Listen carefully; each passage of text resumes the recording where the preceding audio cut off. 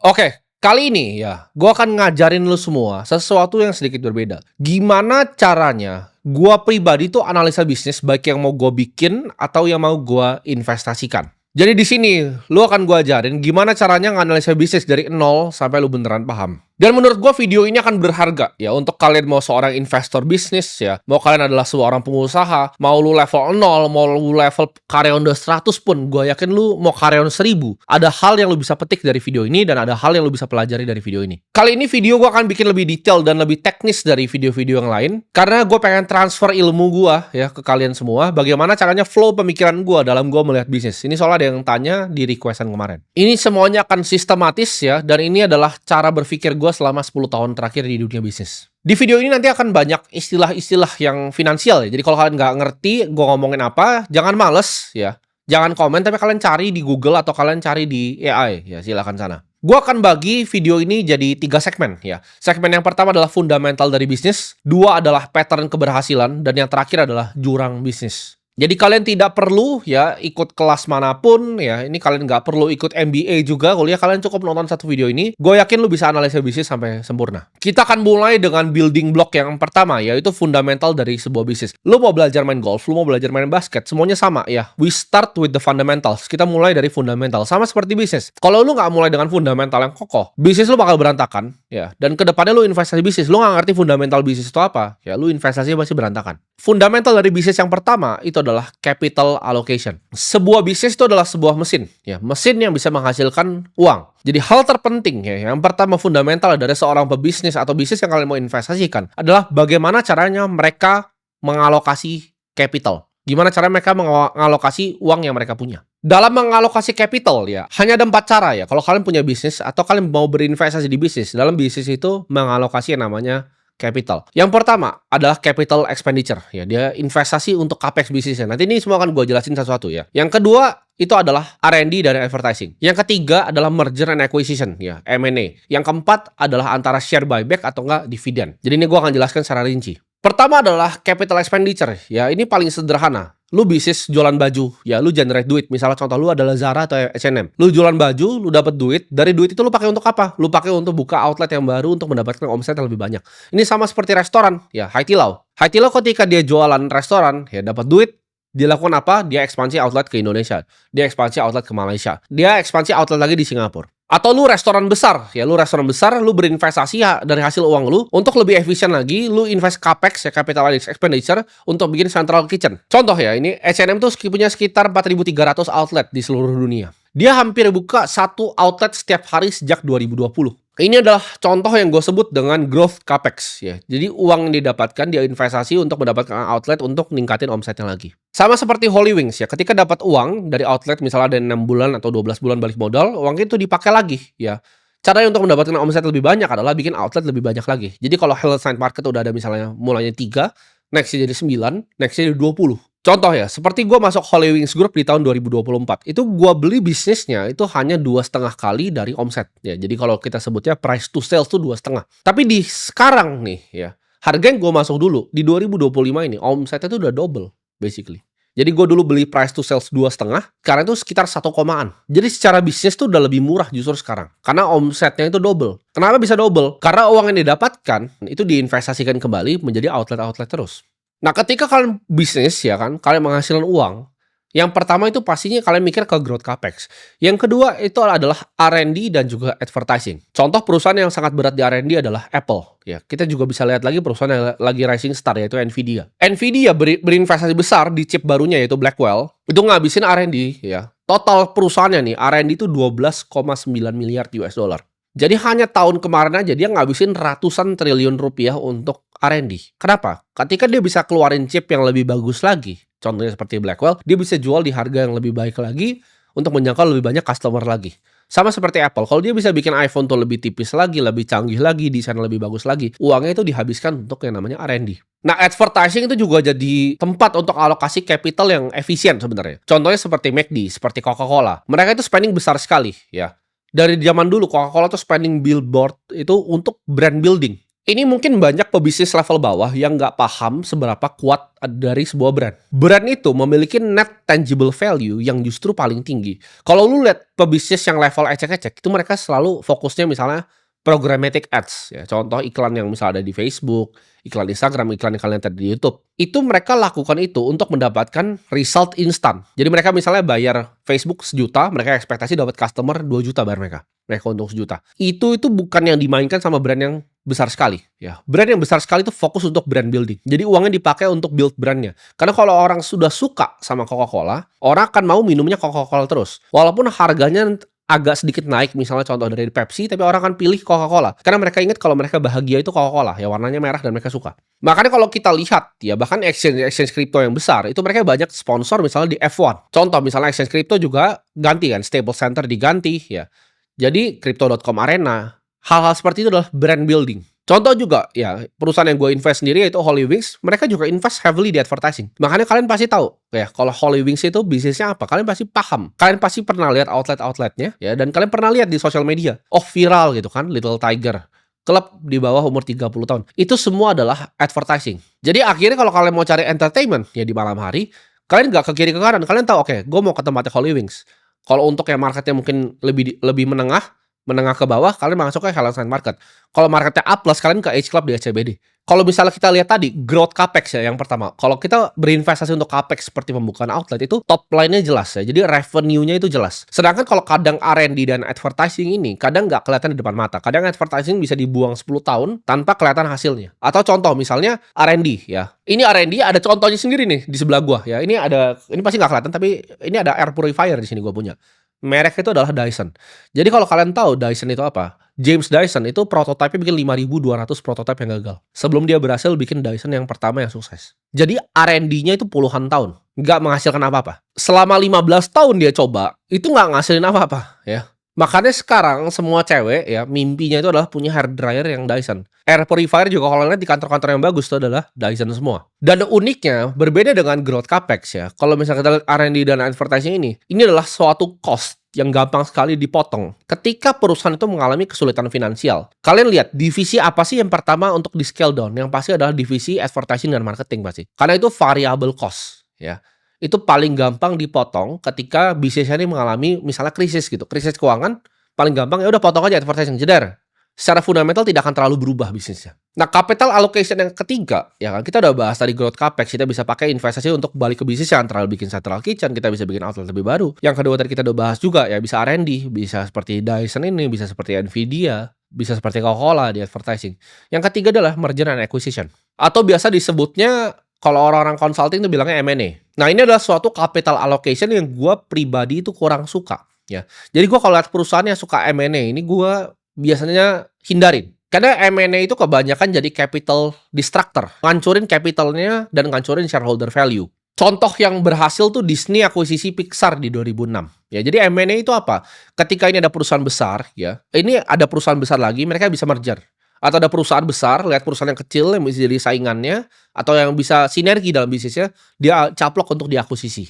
Tapi dari sekian banyak yang berhasil nih sebenarnya dalam sejarah dunia ya, kebanyakan yang gagal melakukan M&A ini. Nggak banyak yang berhasil ya. Bisnis yang besar, yang bisa retain shareholder value itu nggak banyak yang melakukan M&A secara konsisten dan berhasil terus. Contoh, banyak yang biasanya banyak gagalnya dulu baru justru berhasil. Microsoft tuh tahun 2013 dia akuisisi Nokia dan itu ya kita tahu lah gagal total. 2016 dia akuisisi LinkedIn dan juga sekarang OpenAI yang berhasil. Tapi kebanyakan dari yang diakuisisi sama Microsoft ini jadi kegagalan total. Dan ini 2013 ketika Microsoft itu acquire Nokia, itu ngehancurin banyak sekali shareholder value. Dibanding dia melakukan yang keempat nanti yang gue membahas capital allocation ini. Jadi kalau tanya, lu prefer perusahaan yang seperti apa? Yang fokus di growth capex, R&D advertising, atau justru yang suka M&A? Gue akan jawab, gue suka perusahaan yang udah pasti dia growth capexnya. Misalnya perusahaan seperti H&M, ya. Itu gue suka banget. Cepet banget. Ketika COVID malah, orang kan pada takut buka outlet. Tapi ketika COVID, dia lihat itu sewanya murah, dia hajar. Dar. Buka sehari satu. Gue suka tuh perusahaan yang seperti itu. Jadi preferensi pribadi gue biasanya avoid bisnis yang heavy-nya justru di M&A. Menurut gue tuh artinya biasa mereka tidak tahu apa yang sedang mereka lakukan dengan capitalnya. Nah, dan capital allocation yang keempat atau terakhir, ya ini jadi secara fundamental. Memang cuma ada 4 cara, ya tidak ada cara lain. Cara terakhir adalah antara share buyback atau dividen ke pemegang saham. Jadi uang sisa yang udah tidak bisa ke growth capex ya. Misalnya Holywing sudah tidak bisa buka outlet lagi, sudah tidak efisien untuk buka outlet lagi. Itu bisa dibagikan ke para pemegang saham. Kalau udah TBK itu bisa buyback ya, dibeli di pasar lagi sahamnya atau dibagikan secara dividen. Nah, ini kalau di luar negeri ini udah jadi hal yang lumrah ya untuk dibagikan secara buyback ya. Kalau kita lihat perusahaan-perusahaan yang sering buyback itu seperti Apple, seperti Nvidia. Mereka kalau ada laba bersih yang tidak dipakai untuk antara R&D, growth capex, mereka beli lagi sahamnya di public. Seperti Exxon kita lihat itu banyak sekali melakukan buyback. Tapi kalau perusahaan-perusahaan non TBK seperti misalnya Bloomberg ya, mereka akan bagikan dalam berupa dividen ke para pemegang sahamnya. Jadi sedikit rekap ya, fundamental yang pertama, ya ini baru fundamental yang pertama, ya, yaitu capital allocation. Nah, capital allocation ini bisa dilakukan dengan 4 cara. Growth capex, R&D dan advertising, ya, M&A, dividend and buyback. Fundamental yang kedua, ya dalam gue bisa melihat sebuah bisnis dan gue menganalisa bisnis gue sendiri, yaitu return on capital. Ini adalah ukuran seberapa bagus perusahaan itu menggunakan capital yang dimilikinya untuk menghasilkan keuntungan lebih lagi. Sederhananya itu. Nah, dalam melihat profitabilitas return on capital ini, ada 2 yang gue paling suka untuk ukur. Sebenarnya ada banyak cara, cuman ini yang gue pribadi paling suka. Ya, ada 2 cara. Yang pertama adalah asset turns. Ini mengukur intensitas asetnya suatu bisnis. Maksudnya apa? Bisnis itu ya makin berat asetnya, itu akan diukur ya, return on capital investednya berapa. Contohnya, lu punya restoran, tapi lu beli semua tanahnya, ya, lu bangun semuanya, itu kan jadi mahal tuh. Growth capex-nya tuh jadi mahal. Itu bukanlah bisnis yang seksi. Bisnis yang paling seksi, kalau bisa tanahnya lu kerja sama orang, lu tidak memiliki tanahnya, lu cuma bangun doang, terus lu bisa mulai jualan. Nah, ini disebut dengan bisnis yang asset light. Contohnya seperti Domino Pizza, ya. Lu kalau lihat sahamnya Domino's Pizza itu terbang tinggi sekali. Kenapa? Karena dia pakai sistem franchise. Dia sangat asset light. Perusahaan yang asset light ini yang paling seksi. Contoh, Bluebird itu punya banyak mobil. Itu nggak seksi, itu nggak asset light. Tapi perusahaan, ya, seperti Uber, itu asset light. Dia nggak punya mobil sama sekali, orang yang pakai mobilnya cuma lewat aplikasi. Bisnis yang tidak perlu capital lebih lagi untuk misalnya membuka cabang atau mendapatkan top line ini sangat-sangat seksi. Jadi kalau misalnya perusahaan-perusahaan seperti Domino's Pizza dengan franchise model, atau kita lihat perusahaan software, seperti Netflix, asetnya itu intellectual property. Ketika dia dapat duit, investasinya adalah untuk bikin film atau akuisisi film dari Hollywood. Dia tidak perlu bikin sistem yang berbeda, mau itu 10.000 subscriber atau sekarang misalnya 100 juta yang subscribe Netflix di seluruh dunia. Sistemnya itu sama persis, filmnya sama persis. Jadi tidak ada marginal cost of replikasinya. Nah, ini adalah bisnis asset light yang seksi banget. Contohnya lagi seperti Hilton Hotel. Kalau kalian lihat banyak hotel-hotel, itu bukan mereka yang bangun gedungnya. Mereka cuma manajemen. Nah, ini bisnis yang asset light ini bisa dievaluasi dengan price to earning yang sangat tinggi.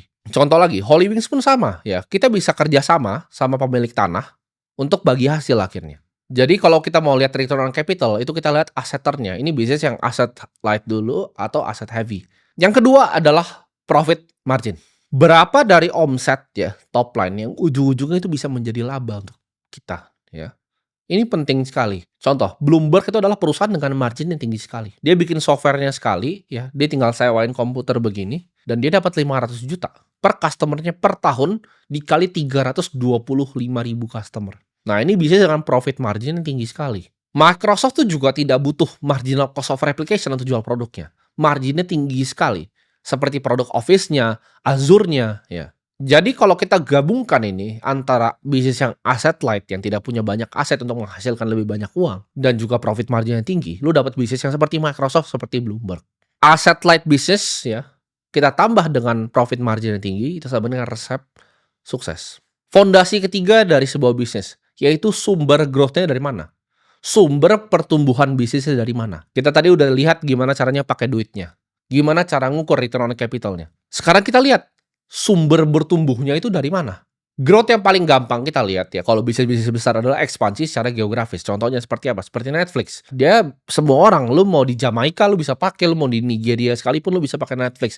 Mau di Indonesia, mau di Amerika sama aja lu bisa pakai Netflix. Unilever ketika dia udah besar di suatu negara, dia ekspansi bahkan ke Indonesia dan bikin TBK juga di sini. Coca-Cola, lu mau di McD di sini atau lu mau di Singapura, lu bisa minum Coca-Cola. Ketika Halloween sudah buka banyak outlet di Indonesia, next-nya untuk menghasilkan lebih banyak uang, ya, untuk menghasilkan tadi gue sebutnya growth bisnis ya, pertumbuhan bisnis, adalah ekspansi ke luar negeri, ke Malaysia, ke Thailand, ke Jepang, ke Korea. Tap in market yang belum di-tap, ya. Kalau Indonesia udah penuh, market A udah belum, market B udah belum, market C udah belum, D, E udah semua, oke.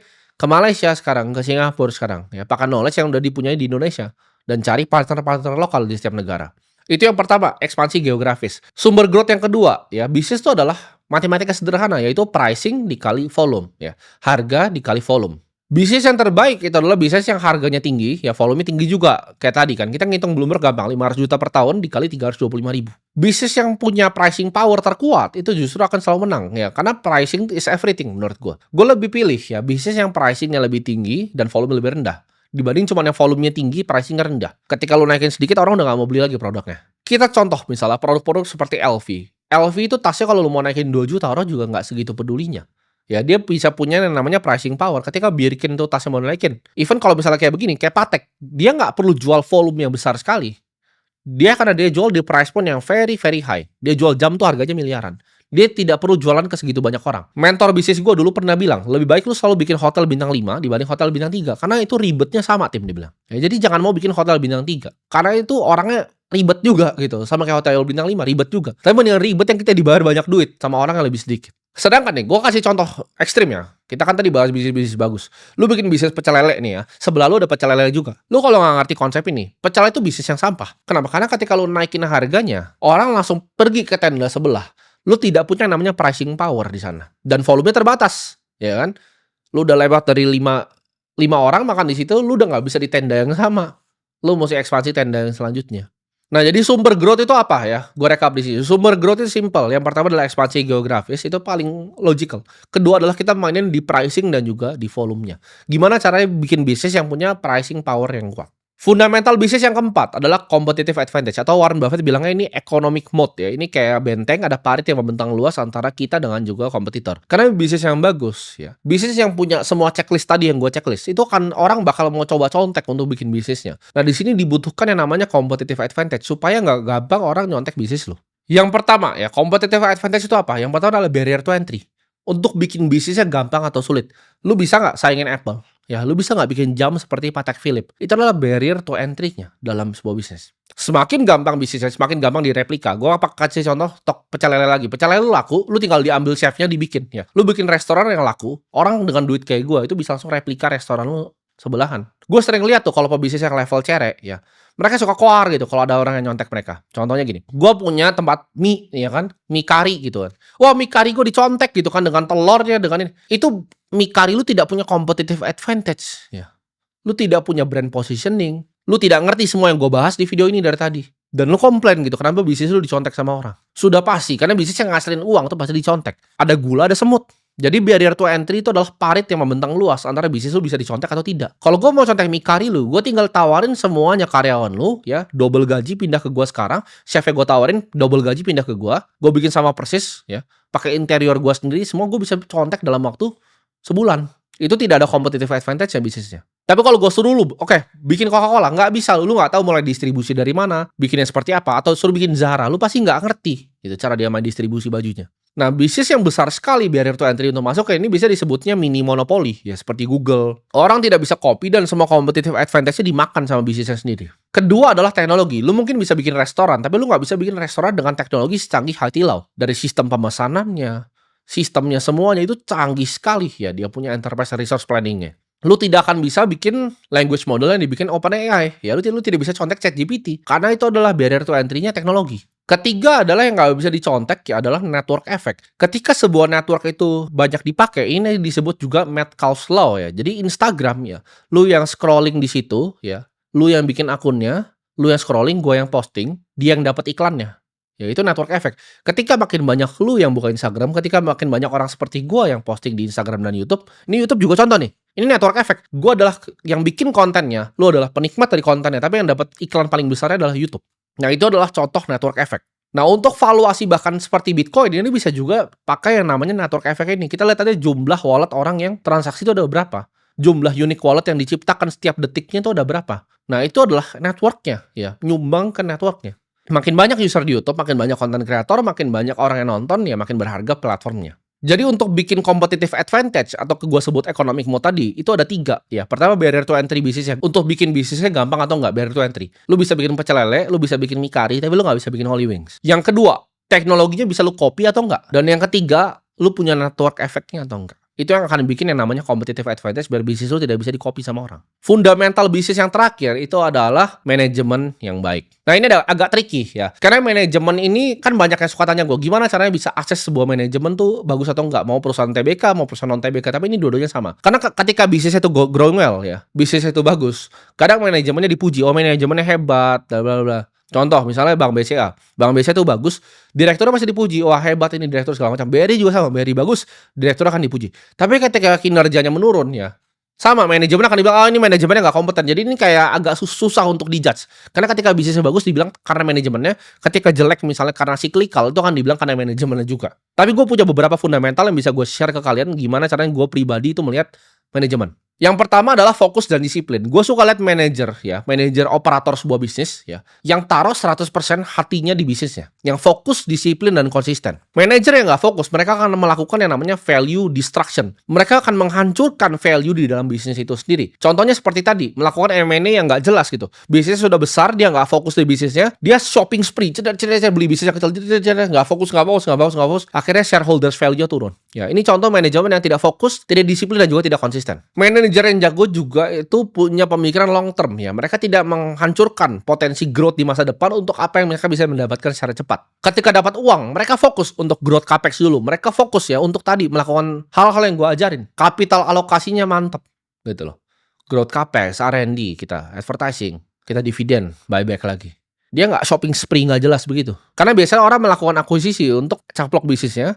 Itu kayak cara curang itu, caplok bisnis lain untuk taruh di omsetnya, pendapatan bisnis barunya. Tapi ini menggunakan capital yang besar gitu. Jadi shareholders value gue bilang tadi hancur. Dan menurut gue manajer yang paling jago adalah mereka yang tahu bahwa talenta itu penting ya. Talent itu penting. Orang yang kelas A cuma akan mau bermain dengan orang yang kelas A. Mereka tidak akan hire orang kelas C karena orang kelas C ketemu orang kelas A, orang kelas A-nya keluar. Jadi ini perusahaan mereka tahu banget ya. Kerjaan mereka adalah mencari talent untuk gantiin mereka. Ketika gue lihat manajer yang mereka bikin sistem gimana cara mereka bisa digantikan dari bisnisnya. Mereka hire talent yang level A. Ini adalah manajemen yang top. Jadi manajemen yang bagus ya, mereka itu disiplin, konsisten, fokus, mereka long term oriented, mereka tidak suka shopping spree nggak jelas, mereka disiplin juga ya dalam melakukan capital allocation dan juga mereka mencari talent level A. Nah itu udah selesai tuh fundamental bisnis ya. Jadi semua itu baru yang part pertama itu fundamental bisnis. Yang kedua adalah pattern keberhasilan. Jadi gua kalau analisa bisnis ini kalian udah langsung belajar nih ya. Ini kayak kalian kuliah sama orang yang ngerti gimana caranya investasi di private equity. Jadi kalau fundamental udah checklist, yang kedua kita lihat adalah pattern ya, bisnis yang berhasil itu seperti apa. Yang pertama, ya bisnis yang sering berhasil itu adalah yang gue lihat adalah memiliki recurring revenue. Jadi revenue itu bisa ditebak. Jadi gampang memprediksi cash flow masa depan dari bisnisnya. Contohnya, seperti kita lihat misalnya Costco. Costco itu unik gitu, cara dia jualannya. Dia biasa kasih tester dulu semuanya. Tapi yang paling unik dari Costco itu adalah satu. Dia punya subscription $60-120 per tahun untuk orang belanja di sana. Jadi ini sesuatu yang sangat spesial gitu untuk customer-customernya. Customernya banyak sekali yang bayar subscription untuk belanja di Costco. Charlie Munger itu sering bilang bisnisnya dibagi 3 ya. Keluarga The Mungers family itu cuma punya 3 posisi. Satu itu adalah Berkshire Hathaway, kedua itu adalah Costco, ketiga itu adalah Lilu punya fund ya. Lilu itu adalah investor dari Cina yang invest di BYD. Jadi mereka cuma punya 3 ini ya. The Munger family, Berkshire Hathaway, Costco, dan Lilu. Nah, Costco ini dia suka banget dengan Costco ini. Kenapa? Karena tadi ini tempat belanja ya, yang bisa subscription. Lu lihat sahamnya, lu cari Costco, setinggi apa naiknya. Karena bisa dipredik gitu. Future cash flow bisa diprediksi. Netflix itu juga adalah recurring model yang seksi. Gua tahu nih, kira-kira Netflix kuartal depan dapat duit berapa. Karena gue tinggal hitung jumlah subscribernya, growth subscribernya, dikali harganya. Selesai. Jadi ketika dia butuh influx cash untuk misalnya, oh ini ada film yang bagus nih, hajar, dar beli. Ini ada yang bagus nih, dar beli. Kan dulu mereka begitu, mereka bikin recurring revenue, makanya mereka berani. Ketika ada, oh ini ada potensi series yang bagus, House of Cards, oke gue beli, jedar hajar. Lihat ini bagus, jedar hajar lagi, bikin original series. Karena mereka punya influx of cash, mereka tahu dapat duit terus setiap bulannya dengan subscription model ini. Sama seperti Bloomberg ya, gampang sekali ya, karena dia recurring gitu. Gua ini harus bayar 500 juta per tahun ke Bloomberg. Gue tidak bisa kalau gue tidak pakai Bloomberg gitu. Karena itu sangat berharga untuk gue. Jadi gue harus bayar terus gitu. Kedua ya, pattern keberhasilan itu tadi yang gue sebut juga. Pricing power. Kemampuan untuk menaikkan harga suka-suka. Ini adalah kemampuan terkuat di bisnis. LV. suka-suka aja dinaikin harga. Semua brand luxury itu sama memiliki trait ini. Jadi kalau tanya, mahalan mana? Valuasi yang jualan cuma baju biasa begini atau baju luxury? Baju luxury pasti lebih mahal. Dan pricing power ini biasanya similar dengan kekuatannya ya dengan yang namanya branding. Jadi makin besar mereka spending biasanya. Contohnya seperti L'Oreal ya, kita lihat mereka banyak sekali spending di advertising. Kenapa? Supaya mereka bisa ngambil yang namanya pricing power ini. Ini di dunia skincare juga semuanya sama. Gue kan suka dengar di Indonesia ada yang bilang, oh ini overclaim, itu overclaim. Itu kalian bodoh dan nggak mengerti bisnis. Terserah orang mau harganya itu berapa. Karena itu adalah pricing power yang dimiliki oleh brandnya. Kalau lu butuh brandnya, lu pakai brandnya. Pattern yang muncul lagi adalah scale advantage ya. Jadi bisnis yang makin dia scale ya, makin ada advantage untuk bisnisnya. Contohnya Coca-Cola, makin dia scale-nya besar, makin murah di distribusinya. Contohnya seperti Zara, makin banyak outletnya, makin dia bisa tuker-tuker ya. Lu nggak akan bisa bikin retail berkompetisi dengan Zara. Karena baju yang hari ini nggak laku di Indonesia, dia bisa pindahin besok juga langsung ke Vietnam. Dia bisa mainin inventory di cara yang lu bahkan nggak mau paham cara mulai mikirnya seperti apa. Jadi lu tidak bisa berkompetisi dengan Uniqlo seperti Zara, tidak bisa. Jadi perusahaan itu yang paling bagus adalah yang punya scale ya dan juga memiliki leverage ini, yaitu subscription model. Dia recurring, predictable cash flow. Gue gampang ngitung cash flow-nya. Pattern selanjutnya dari perusahaan yang gue lihat berhasil adalah memiliki level hutang yang rendah. Bahkan kalau kita lihat perusahaannya sekelas Nvidia itu level hutangnya rendah sekali. Nah perusahaan-perusahaan ini yang memiliki level hutang yang rendah ini biasanya perusahaan yang paling seksi untuk gue ambil. Karena mereka yang jago melakukan capital allocation, manajer yang lihai dan jago untuk melakukan alokasi capital ini. Tidak butuh yang namanya hutang. Hutang itu justru menurut gue mengelevasi resiko ketika manajemen itu melakukan blunder atau kesalahan. Jadi kalau mereka melakukan bisnis dengan basis hutang, tapi mereka melakukan blunder dalam operasional, ini akan menjadi pedang mata dua yang justru itu resikonya naik 2 kali lipat. Dan gue tidak suka yang begini-begini. Karena bisnis yang banyak berhutang ketika krisis terjadi, sama seperti di pantai. Lu semuanya berenang telanjang gitu kan. Bisnis pada berenang telanjang. Ngutang banyak-banyak ketika krisis. Ombaknya surut langsung kelihatan mana. Nah ini yang berenang telanjang. Gue gak suka pegang bisnis atau punya bisnis yang seperti itu. Yang berhutang. Memang banyak perusahaan dengan high operating leverage. Tapi ini bukan cup of tea gue. Ini kan gue bilang cara gue. Ya terserah lu. Kalau lu mau belajar kayak private equity yang suka doyan mainnya pakai M&A dengan leverage buyout ya suka-suka lu. Tapi gue sangat menghindari yang namanya hutang. Dan kita akan masuk ke segmen bisnis yang terakhir. Ya kita udah belajar fundamentalnya. Kita belajar juga pattern keberhasilannya. Sekarang kita lihat jurangnya ya. Jadi kalau udah tahu fundamental ya kan, lo tahu pattern, oh ini yang berhasil nggak, ini recurring, oke? Ini yang mana yang berhasil, yang punya pricing power. Nextnya adalah apa? Kita lihat kemungkinan dia matinya.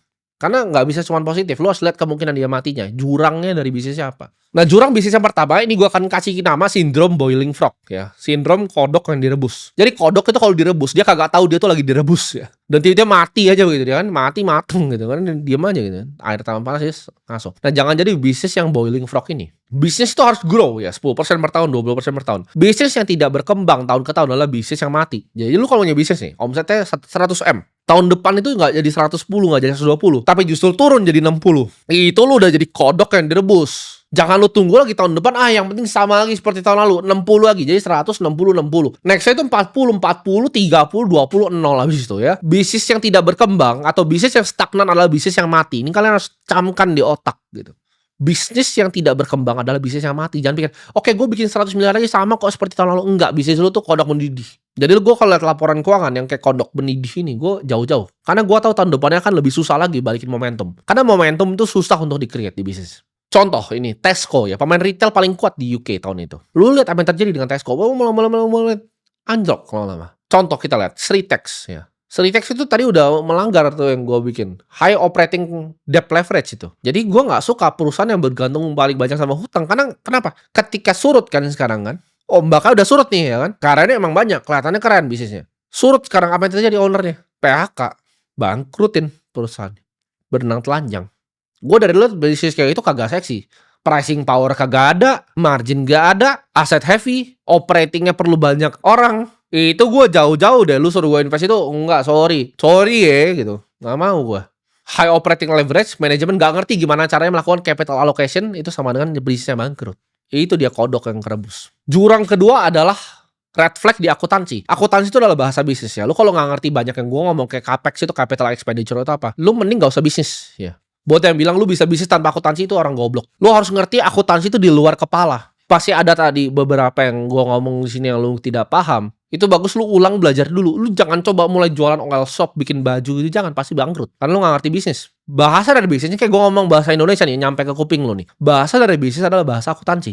Lu kalau nggak bisa bedain ya antara laba bersih dan free cash flow itu apa? Nah kan, coba gue tanya lo, bedanya laba bersih atau free cash flow atau FCF itu apa? Lu tidak bisa jawab itu, ya sudah itu.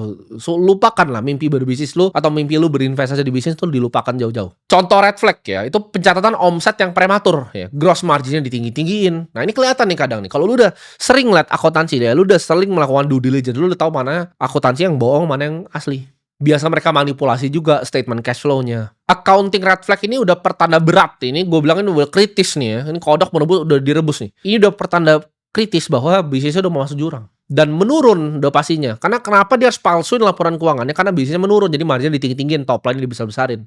Contohnya seperti apa? Seperti startup makan ikan itu. Dari awal keluar omsetnya segitu, gue udah kagak percaya gitu. Gue orang bisnis, gue bukan orang goblok. Gue pasti tahu ini nggak bener. Dan bahkan ini kalau lucu ya, di komunitas teman-teman gue yang pengusaha juga, kita udah ngomongin jauh sebelum beritanya keluar bahwa ini startup penipuan. Kita udah tahu itu penipuan. Kenapa? Karena kita orang bisnis, kita bukan orang goblok gitu. Kita tuh sama-sama orang yang punya bisnis yang omsetnya triliunan juga.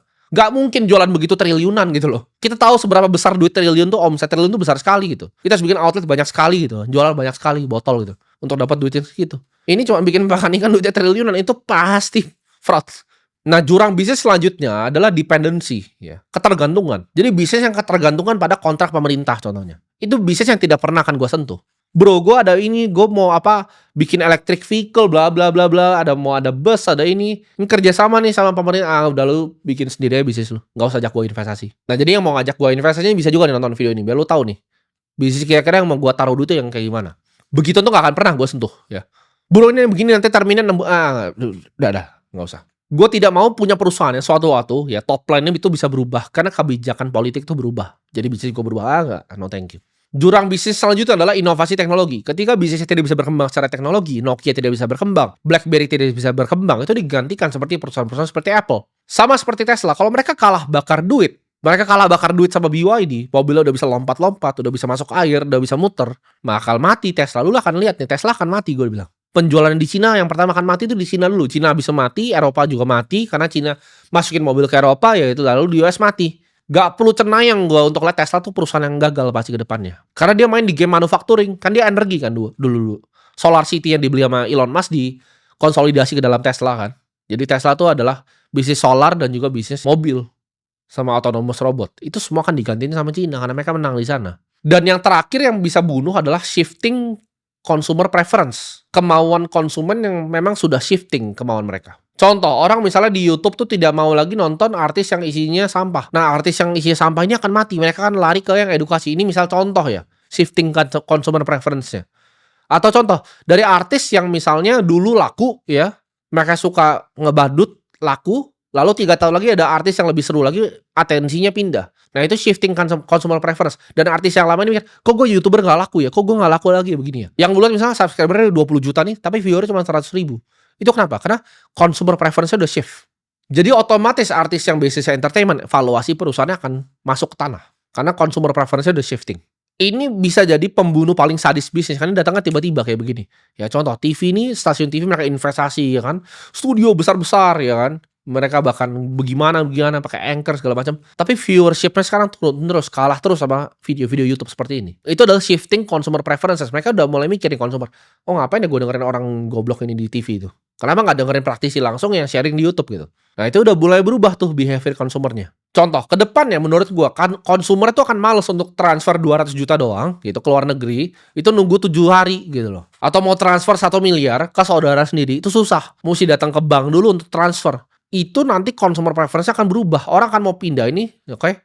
Dia punya IDR yang dalam bentuk stablecoin, dia pindahin ke wallet temennya, cepet sedetik pindah gitu ke Amerika. Atau dia kerja misalnya di Hong Kong, dia mau transfer ke ibunya di Indonesia, pakai stablecoin rupiah dari exchange di Hong Kong kirim ke exchange ke Indonesia, sedetik pindah. Consumer preferences dalam segi uang itu menurut gua dalam 10-20 tahun ke depan itu akan berubah. Atau iklan deh sekarang.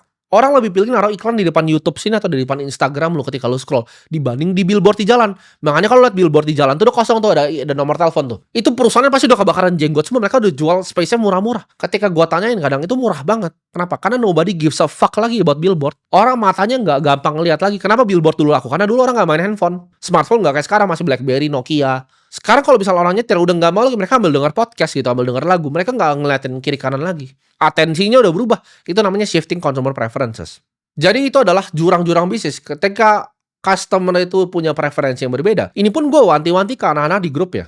Misalnya di Holy Wings. Suatu saat menurut gue itu customer preferences akan beda. Manusia akan lebih pengen hidup sehat lagi. Jadi makanya kita akan Holy Wings Group akan shifting nih, main ke wellness dan segala macam. Karena consumer preferences ketika berubah itu cepat sekali dan langsung bahaya ke bisnis yang besar. Jadi antara bisnis itu bisa beradaptasi atau mereka mati. Jadi kalau lu master 3 ini ya, seorang bisnis. Makanya gue bisnis apakah gampang atau sulit? Sulit. Gue tanya, ada nggak bisa guru bisnis yang ngajarin lu begini gitu, yang buka-buka kelas bisnis tolol itu ada yang bisa ngajar seperti ini? Nggak ada. Karena mereka nggak punya bisnis yang triliunan. Mereka tidak tahu cara operasi bisnis triliunan. Mereka tidak punya fund yang berinvestasi di bisnis yang triliunan. Itu semuanya sudah gue lakukan gitu loh. Jadi ini semua based on expertise gue, based on experience gue. Lu master 3 ini, capital allocation, lu lihat misalnya gimana caranya bisnis yang sukses itu seperti apa, contoh-contohnya, dan lu lihat jurangnya ini apa aja. 3 ini lu master, lu akan jadi investor yang sangat jago. Lu tidak perlu baca buku apapun, lu tidak perlu belajar dimanapun. Lu tonton video ini ulang 20-30 kali sampai masuk ke otak lu, sampai lu paham. Lu bikin bisnis sendiri based on semua yang gue ajarin di sini. Bisnis lu 100% sukses. Kira-kira gimana caranya flow gue berpikir sebelum gue melakukan keputusan investasi, sebelum gue naruh duit gue dimanapun, ini cara gue berpikir. Dan buat teman-teman semua yang lagi mulai bisnis atau mulai investasi, coba lu tulis ini semua ya. Jangan cuma lu nonton, karena lu gak akan paham ini kalau cuma lu nonton. Lu harus ambil kertas, ambil buku, lu catat gitu loh. Lu catat pakai bolpen sama kertas. Oke, ini apa aja capital allocation tuh ada 1, 2, 3, 4 gitu. Tulis gitu. Nah dari 1 ini apa, 2 apa, 3 apa, 4 apa. Itu lu checklist semua tuh nanti ketika lu bikin bisnis atau lu mau berinvestasi ke bisnis gitu loh. Ini jurangnya ini consumer preference bisa shift kemana nih. Jadi ya ini ya kira-kira pengalaman gue sekitar 10 tahun terakhir ya. Sebagai orang yang dari 0 sampai bisa bikin bisnis triliunan, sharing ke kalian tentang bisnis. Jadi nggak perlu ya yang namanya coach bisnis tai anjing itulah. Nonton video ini, ulangin 20 kali, praktekin, gue yakin hidup lu berubah.